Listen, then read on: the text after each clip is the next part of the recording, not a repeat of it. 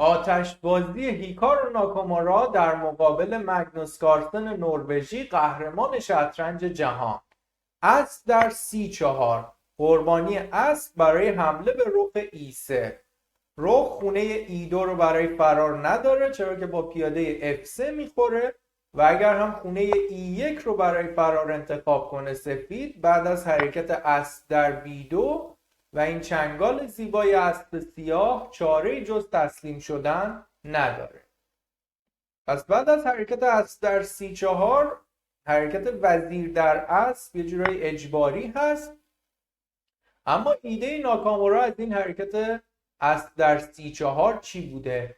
ایده سیاه اینه که هماهنگی وزیر و رخ E3 رو برای حمله به خونه F3 از بین ببره. این پیاده F3 یکی از مهرهای کلیدی سیاه تو حمله به شاه سفید هست و تو حرکت بعدی ناکامورا حملهش رو با حرکت رخ در H4 ادامه داده، ستون H رو هم باز کرده و از تبارهای سنگین سیاه میتونن از ستون H برای ادامه حملات خودشون استفاده کنن. ایده های مثل وزیر H5 با طرح رخ H1 و همینطور ایده های دیگه‌ای که سیاه میتونه استفاده کنه، ایده وزیر G4 با طرح وزیر H3 و وزیر G2 مات هست. نقش کلیدی پیاده F3 رو توی این حمله سیاه کاملا میشه درک کرد و به همین خاطر کارلسن تصمیم گرفته با حرکت رخ D3 حملهش رو به این پیاده F3 دوچندان کنه و هر جور شده این پیاده رو از بازی خارج کنه.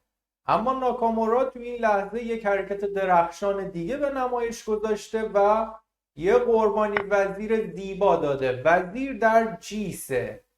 شاه اگر خونه F1 رو انتخاب کنه بعد از حرکت رخ H1 مات میشه و اگر هم کارلسن قربانی وزیر رو قبول کنه پیاده F3 آماده حمله میشه. پیاده F2 کیش، شاه G2 قابل بازی نیست به خاطر F1 وزیر و شاه مات میشه و اگر هم شاه به خونه F1 فرار کنه بعد از حرکت رخ H1 پیاده F2 ارتقا پیدا میکنه و بعد از چند کیش اجباری شاه سفید در نهایت تو خونه E2 مات میشه و قهرمان شطرنج جهان باید تسلیم بشه.